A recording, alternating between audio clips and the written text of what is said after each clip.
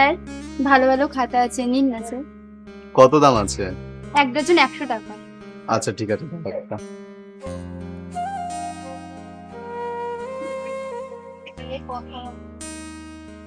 এ নাও 500 টাকা।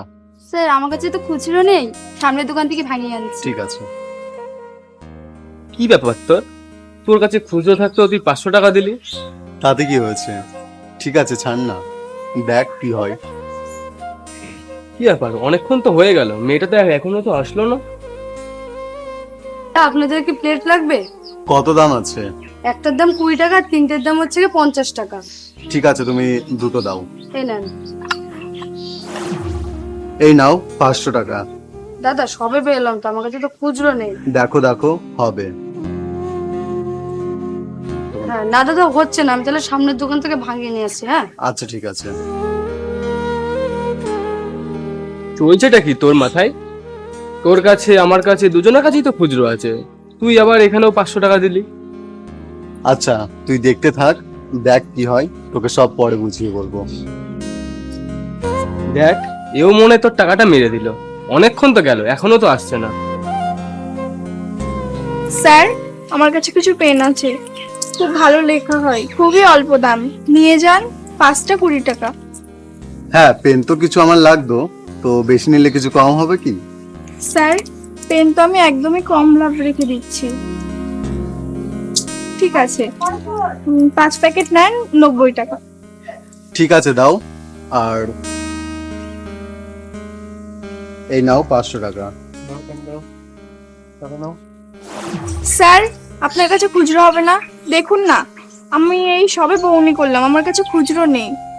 না, আমার কাছে খুচরো নেই, তুমি আশেপাশে দোকানে দেখো, দেখো খুচরো পাও কিনা। ঠিক আছে দেখছি।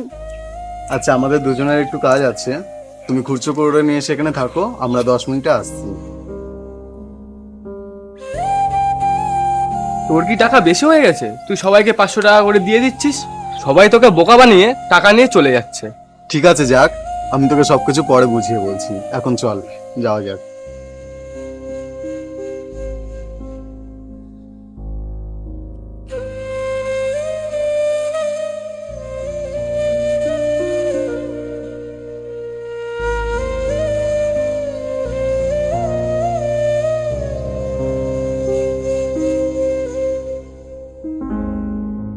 স্যার আপনার বাকি টাকাটা।